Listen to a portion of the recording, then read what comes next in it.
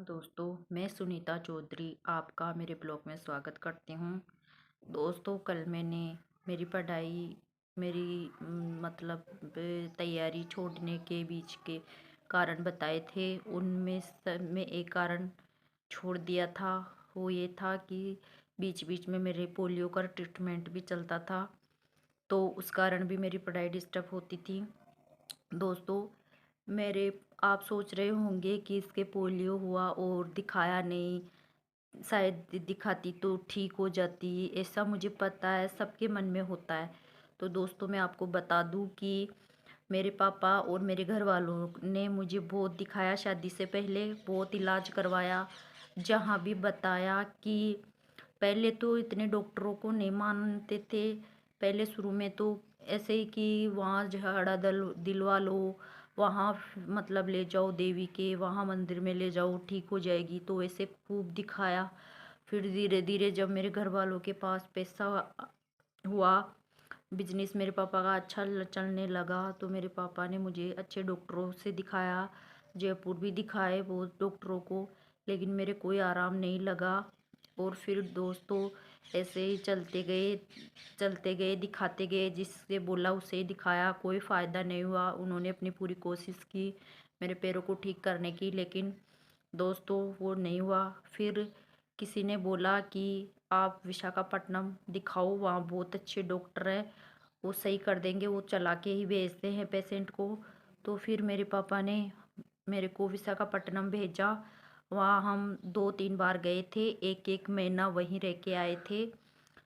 तो दोस्तों, मैं और मेरे अंकल जी, जिन्होंने मेरी सबसे ज़्यादा सेवा की, मेरे तीसरे नंबर के अंकल जी हैं वो, उन्होंने मेरी बहुत सेवा की है, मेरे पापा मम्मी से भी ज़्यादा।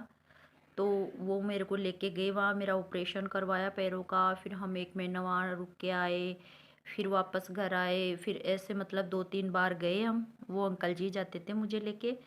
क्योंकि दोस्तों, मैं सच बताऊं, उस अंकल जी पे ही मुझे विश्वास था। जब वो मेरे को गोद में उठाते थे तो मुझे ऐसे डरने लगता था कि मेरे दर्द हो जाएगा, और उसे मुझे डर लगता था कि आप दर्द कर दोगे मेरे पैरों को। ऐसे तो वो अंकल जी को ही मैं लेके जाती थी। इस कारण से दोस्तों, फिर दिखाया भी बहुत। इस कारण से भी दोस्तों, मेरी पढ़ाई में थोड़ा डिस्टर्ब हुआ, और मुझे बहुत जगह दिखाया है। दोस्तों, ऐसी बात नहीं है कि मेरा इलाज नहीं करवाया। कम से कम 10-15 लाख रुपए मेरे आज से 20 साल पहले मेरे पैरों के इलाज के लगाए मेरे पापा ने, लेकिन कोई फ़ायदा नहीं हुआ। क्योंकि लगाने भी पड़ते हैं दोस्तों कि आगे अगर मेरी बेटी ठीक हो जाएगी तो एक अच्छा परिवार मिल जाएगा, अच्छी जगह शादी हो जाएगी। लेकिन सब माँ बाप के मन में ऐसा ही होता है। तो दोस्तों, ऐसा ही हुआ। क्योंकि आपको आगे बताऊंगी मैं कि मुझे किस तरह मेरी शादी हुई, किस अच्छे इंसान से मेरी शादी हुई, अच्छा परिवार कैसे मिला मुझे। वो सब मेरे मम्मी पापा के कर्मों का फल है, वरना ऐसे हर किसी को नहीं मिलता। दोस्तों, फिर मेरी शादी भी एक अच्छे, मैं विकलांग हुई हूँ, मेरे पैर ठीक नहीं हुए, फिर भी मेरी शादी एक अच्छे परिवार में हो गई। अच्छे मतलब मेरे पति हैंडीकैप नहीं है, वो एकदम सही है। आप सबको एक आगे के ब्लॉगों में उनसे मिलवाऊंगी, मेरी ससुराल की फैमिली के बारे में भी बताऊंगी आगे आपको दोस्तों। और फिर दोस्तों, ऐसे ही फिर 2017 में भी मैं बहुत बीमार हो गई। उस 2-3 साल फिर मैं बीमार रही, मेरे बीपी हाई रहने लग गया, और ऐसे ही मतलब टेंशन के कारण फिर बहुत मैं बीमार रही।